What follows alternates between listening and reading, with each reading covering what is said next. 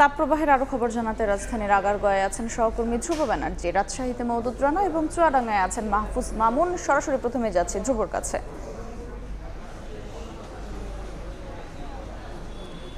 যেহেতু প্রচণ্ড গরম আর স্বাভাবিকভাবেই সরকারি ছুটির দিন, সেই কারণে এখন যেহেতু দুপুর 2টা বেজে গেছে, সেই কারণে রাস্তায় এখন কিছুটা যান চলাচল কম। মানুষ খুব বেশি প্রয়োজন না হলে বাড়ির বাইরে খুব কম বের হচ্ছেন। আমরা লক্ষ্য করছি যে সড়কে এখন যারা আছেন তারা সবাই প্রায় শ্রমজীবী মানুষ, নিম্ন আয়ের খেটে খাওয়া মানুষ। তারা একটু প্রশান্তির জন্য সড়কের যে পাশে কিছুটা ছায়া রয়েছে সেই ছায়ায় অবস্থান নিয়েছেন। এছাড়া রাজধানীর যে আনাচে কানাচে বিভিন্ন ফুটপাতে থাকা বিভিন্ন পানীয়ের যে দোকানগুলো রয়েছে, সেই পানীয়ের দোকানগুলোতে আমরা লক্ষ্য করেছি আজকে কিন্তু উপচে পড়া ভিড় ছিল। প্রত্যেকটা যারাই জীবিকার তাগিদে কর্মস্থলে গিয়েছেন বা জরুরি প্রয়োজনে হাসপাতাল সহ বিভিন্ন জায়গায় গিয়েছেন, তারা মূলত এই গরম নিবারণের জন্য যে রাস্তার পাশের পানীয়ের দোকানগুলো রয়েছে সেই পানীয়ের দোকানগুলোতে মূলত ভিড় করেছেন। এছাড়াও আমরা রাজধানীর বিভিন্ন হাসপাতালে আজকে গিয়েছি। হাসপাতালগুলোতে আমরা দেখেছি যে গরমের কারণে যে ধরনের রোগগুলো বেশি হয়, যেমন অ্যাজমা রয়েছে, ডায়রিয়া রয়েছে, এই ধরনের রোগের যে রোগীরা রয়েছে সেই রোগীরা কিন্তু এখন পর্যন্ত ভর্তি আছে। সব কিছু মিলিয়ে যদি আমি বলতে চাই, সব কিছু মিলিয়ে এখন রাজধানীবাসী অর্থাৎ নগরবাসীর অবস্থা কিন্তু অনেকটাই শোচনীয়। সবাই গরমে একরকম ত্যক্ত এবং বিরক্ত।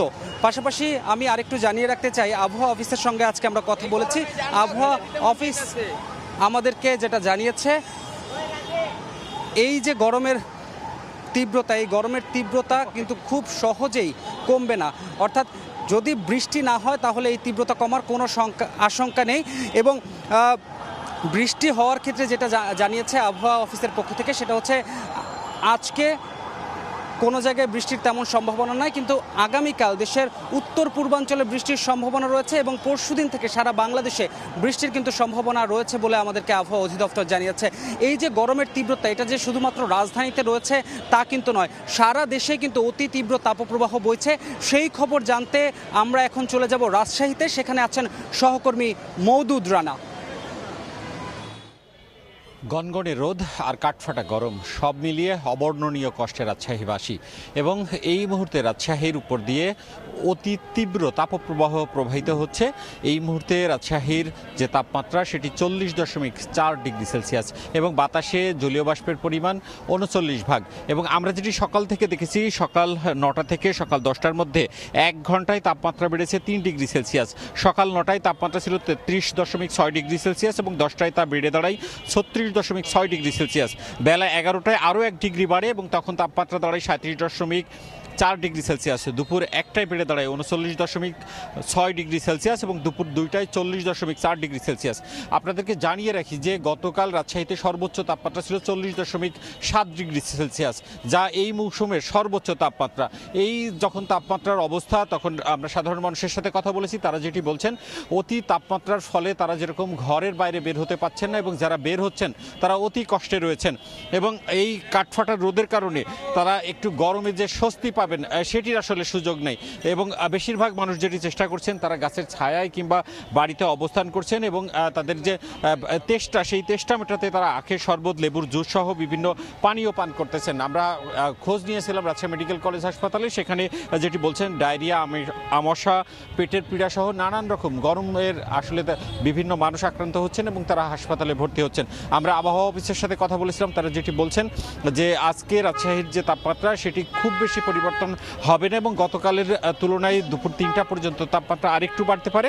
তবে তারা একটি ভালো সংবাদ দিয়েছেন, তারা বলছেন যে আগামীকাল থেকে বৃষ্টির সম্ভাবনা রয়েছে এবং আগামীকাল যদি বৃষ্টি হয় সেক্ষেত্রে একটু আসলে কমতে পারে। আর আপনাকে জানিয়ে রাখি যে এই টানা যে তাপদাহ মে মাস থেকে রাজশাহীতে চলছে, এর ফলে সবচেয়ে বেশি ভোগান্তিতে রয়েছে সাধারণ মানুষ এবং যারা দিন আনে দিন খায় তাদের আসলে অবর্ণনীয় কষ্ট।